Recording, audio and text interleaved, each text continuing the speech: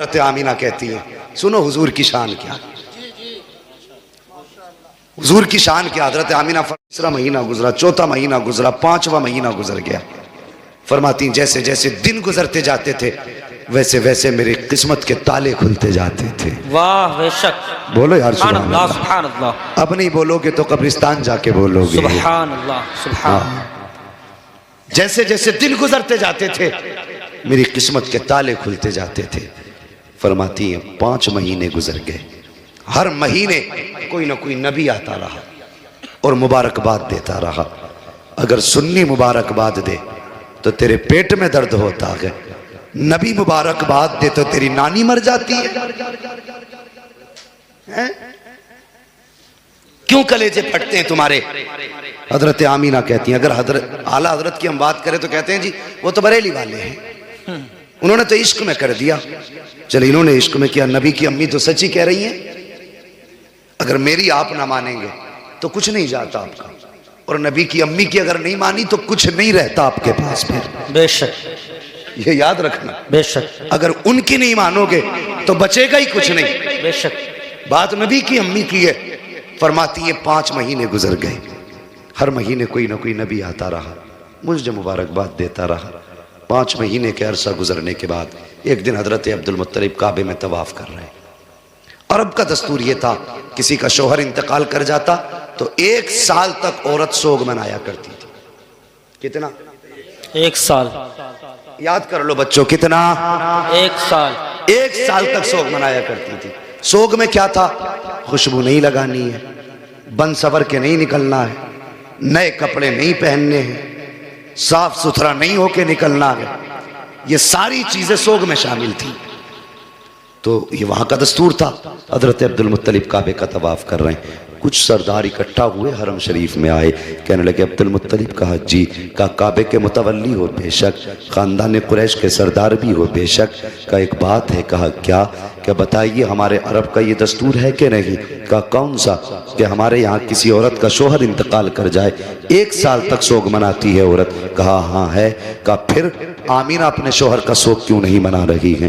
اتنا سننا تھا. عبد المطلب کی آنکھیں سرخ ہو گئی، چہرہ زرد، بدن سرد ہو گیا، گردن جھکی. کہنے لگے کیا کہہ رہے ہو؟ کہا ہم نہیں کہہ رہے، پورے مکے کی عورتیں کہہ رہی ہیں. کہا ایسی کون سی چیز تم نے آمینہ میں دیکھی ہے جو میری آمینہ سوگ نہیں منا رہی ہو؟ کہنے لگے مکے کی عورتیں کہہ رہی ہیں کہ آمینہ وہ عطر لگا کے جاتی ہے جو مکے کے بڑے بڑے سردار گھرانوں میں عطر نہیں ملے گا، ایسا عطر آمینہ لگا کے گلیوں سے گزرتی ہے. اتنا سننا تھا. عبد المطلب آئے ہیں حرم شریف سے، اپنے دروازے پہ آپ کی زوجہ حضرت فاطمہ نے شوہر کو آتے دیکھا، گردن جھکی ہے. کہتے ہیں سرتاج آج چہرہ اترا ہے، بات کیا ہے؟ عبد المطلب کہتے ہیں فاطمہ آج آمینہ کی وجہ سے میں شرمندہ ہو گیا ہوں. کہا سرتاج بات کیا ہے؟ کہنے لگے جاؤ آمینہ سے جا کر کے پوچھو اس نے میرے عبداللہ کا سوگ منانا کیوں چھوڑ دیا ہے، یہ عطر کیوں لگا رہی ہے، خوشبو کیوں لگا کے جا رہی ہے. اتنا سننا تھا. حضرت فاطمہ نبی کی دادی نے یوں ہاتھ جوڑے،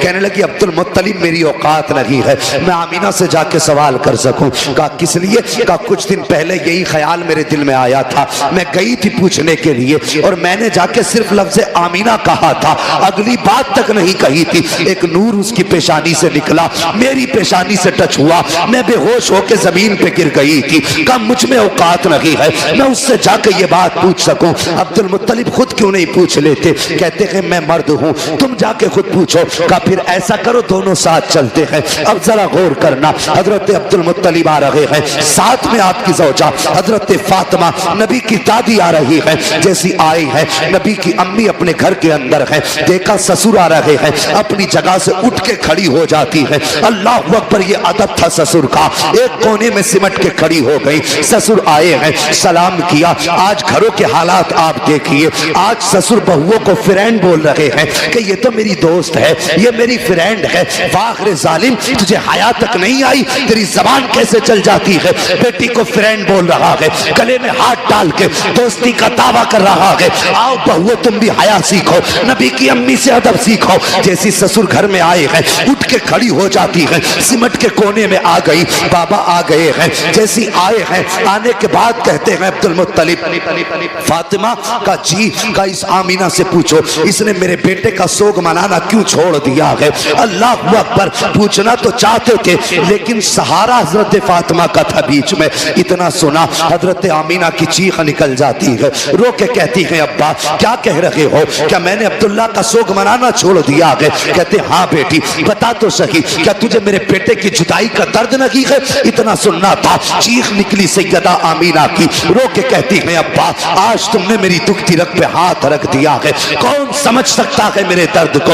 جب سے عبداللہ گئے ہیں میری زندگی اجڑ گئی ہے, جب سے عبداللہ گئے ہیں میری خوشیاں روٹ گئی ہیں, جب سے عبداللہ گئے ہیں میں نے کھانا پیٹ بھر کے نہیں کھایا ہے, جب سے عبداللہ سے جدائی ہوئی ہے چین سے سوئی تک نہیں ہوں. اللہ اکبر, یہ عالم تھا. کہا بیٹی اگر سوگ منا رہی ہو تو بتاؤ خوشبو کیوں لگاتی ہو. اتنا سننا تھا. کہتی بابا ایک راز تھا میرے سینے میں, ایک درد تھا میرے سینے میں, میں چاہتی تھی یہ راز کسی سے بیان نہ کروں, یہ راز کسی سے نہ بتاؤں. کہا بیٹی کون سا راز. کہا ابا جی آج آپ نے پوچھ لیا ہے, آپ کی ناراضی کے ڈر سے بتانا پڑ رہا ہے. بابا میں نے کوئی خوشبو نہیں لگائی ہے, کوئی عطر نہیں لگایا ہے, آپ کے بیٹے کا سوگ منانا نہیں چھوڑا ہے. کہا بیٹی اگر عطر نہیں لگایا ہے تو تیرے بدن سے یہ خوشبو کے جھونکے کیوں آ رہے ہیں, جدھر سے تو گزرتی ہے وہ عورتیں تیرے تذکرے کیوں کر رہی ہیں. تب حضرت آمینہ نے کہا تھا ابا جی سچائی یہ ہے کہ میں نے عطر نہیں لگایا ہے, خوشبو نہیں لگائی ہے, بلکہ جب سے آپ کے بیٹے عبداللہ کی امانت میرے شکم میں آئی ہے میں جن گلیوں سے گزرتی ہوں وہ گلیاں بھی خوشبو سے مہک جایا کر. سبحان اللہ, نعرہ تکبیر, نعرہ رسالت, نعرہ رسالت, فیضان اعلی حضرت, فیضان سلامی, جشن عید میلاد النبی, آمد مصطفیٰ, عظمت مصطفیٰ کانفرنس. سبحان اللہ, سبحان اللہ, کیا بات ہے بھئی ایک گھنٹہ پورا ہو چکا. بھئی فرمائشیں انشاءاللہ کبھی پوری کر لیں گے. حضور کا ذکر ہی ایسا, اس سے دل کب بھر سکتا ہے. جی بے شک. ہاں بس حکم حضرت کا تھوڑی دیر اور میں آپ لوگ کی محبتوں کو نبھاتے ہوئے کچھ دیر کوشش کرتا ہوں آگے بڑھ جاؤں. تیار ہیں؟ اللہ سلامت رکھے. انہی لوگوں نے ہاتھ اٹھائے جنہوں نے آگے بڑھانے نہیں کہا تھا. سب لوگ ہاتھ اٹھائیں جو چاہتے ہیں بھی اور سننا, جو سننا چاہتے ہیں ماشاءاللہ ذرا کہتے سب یا رسول اللہ, یا رسول اللہ. اللہ سلامت رکھے. اب آمین. غور کریں, جب اتنی بات کہی حضرت عبداللہ کا کلیجہ, حضرت عبد المطلب کا کلیجہ ٹھنڈا ہوا. کہنے لگی بیٹی اللہ نے میری دعا قبول کر لی ہے. کون سی؟ کہا میں نے ایک دن کعبے کا غلاف پکڑ کے دعا مانگی تھی, لگتا ہے وہی برکتوں والا بچہ آ رہا ہے. اللہ اکبر. کہا بیٹی پھر یہ خوشبو, جب اتنا سنا کہتی ہیں بجی کیا بتاؤں, اس بیٹے کی اس بچے کی برکتیں ہی ایسی ہیں.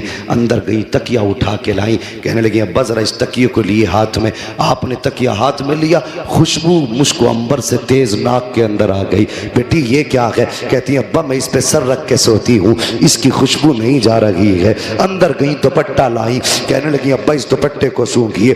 آپ نے دوپٹے کو سونگا, خوشبو آ رہی تھی. کہا بیٹی اس میں کیا بات ہے؟ کہنے لگی ابا ایک دن میرے ماتھے پہ پسینہ تھا, میں نے اس دوپٹے سے پسینہ صاف کر دیا تھا, کئی مرتبہ اسے دھو چکی ہوں, ابھی تک دوپٹے کی خوشبو نہیں گئی ہے, بلکہ جس پانی سے دھو دیتی ہوں وہ پانی بھی مہک جایا کرتا ہے. اللہ اکبر. حضرت عبد المطلب کھڑے ہیں, جھوم رہے ہیں. حضرت فاطمہ نبی کی دادی, آپ کی زوجہ اندر گئی ہے. دیوار کچی مٹی کی تھی, مٹی چھٹا کے لائی. کہنے لگی میرے سرتاج ذرا اس مٹی کو سونگھیے. آپ نے مٹی کو سونگا, کہنے لگی اس میں سے بڑی تیز خوشبو ہے. فرماتی ہے سنیے, کل آمینہ اس دیوار پہ ہاتھ رکھ کے کھڑی تھی, اب تک خوشبو آ رہی ہے. اللہ اکبر. عبد المطلب مسکرا رہے ہیں. کہا بیٹی بڑی عظمتوں والا بچہ ہے. کہتی ہیں ابا جی بات یہی ختم نہیں ہو جاتی. کہا بیٹی اور بھی کچھ؟ کہا ہاں. کہا کیا بات؟ کہا ابا جی سنیے, آپ صبح ہی جاتے ہیں حرم شریف, مہمان آتے ہیں, ان کی مہمان نوازی کرتے ہیں, تو کبھی کبھی پانی بھی گھر سے لے جاتے ہیں. جب پانی گھر سے لے جاتے ہیں, ابا گھر میں پانی نہیں ہوتا اور ہمیں ضرورت پڑ جاتی ہے, تو بابا سنیے, ادھر عبداللہ کی امانت کا بوجھ اور ادھر میرے ہاتھ میں پانی کا برتن, اور کنویں تک جانے میں یہ پتھریلے راستے ہوتے ہیں. ہاں بیٹی, پھر کہتی ہیں ابا جی جب میں ان پتھروں پہ گزر کے جاتی ہوں, قسم ہے مجھے پیدا کرنے والے کی, جب میں پتھروں پہ قدم رکھتی ہوں تو پتھر ریشم سے زیادہ ملائم ہو جایا کرتے ہیں, ریشم سے زیادہ ملائم ہو جاتے ہیں. کہا بیٹی